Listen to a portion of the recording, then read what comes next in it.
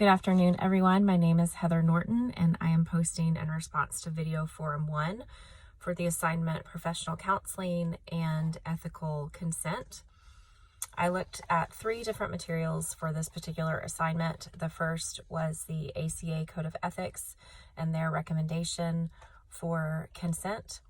The second was the Alabama State Board and Regulations recommendations for consent, and then the third is a private practice here in Alabama called Two Trees Counseling.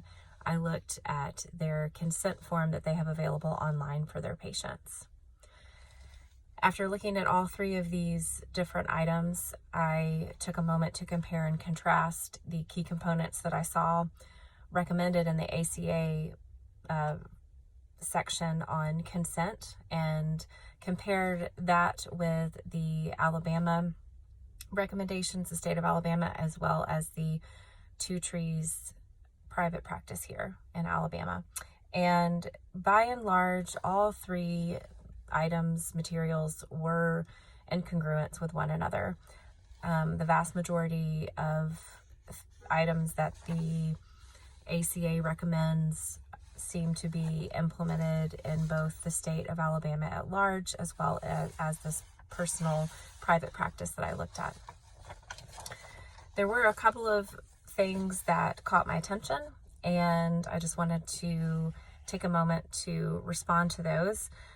The first is on the Two Trees consent form that I looked at, this private practice consent form.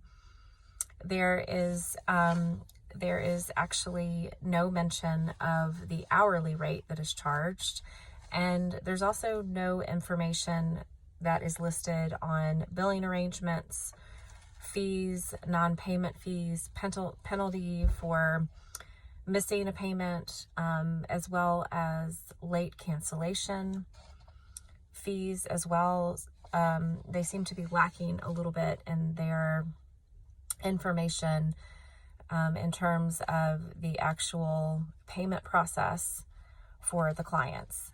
And the other thing that I noticed that they did not have was a mention of the diagnosis or a mention of the testing or reports or assessments that they may implement during treatment. In response to that, I actually looked up an article in the Liberty Online Library and found an article by the authors of Kress, Hoffman, Amundsen, and Erickson from 2013 titled Informed Consent, Confidentiality, and Diagnosing, Ethical Guidelines for Counselor Practice.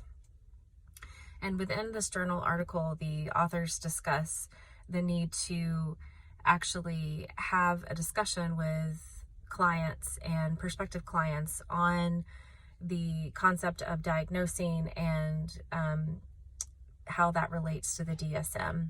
And the authors note that a thorough discussion of informed consent and confidentiality issues as related to the DSM should occur very early in the counseling process.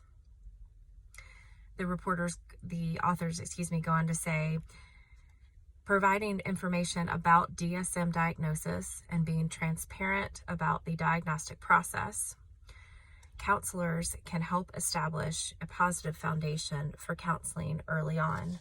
So I thought that was interesting that that's recommended in the research, and I did not see any indication of that in the private practice that I looked at here in Alabama.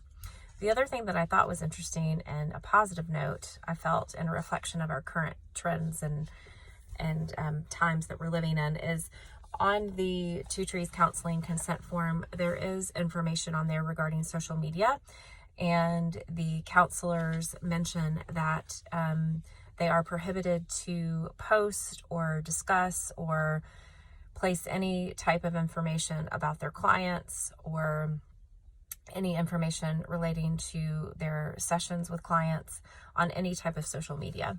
So I thought that was very interesting, and I thought that was probably a wise thing to have on there. So thank you very much. I look forward to hearing your responses.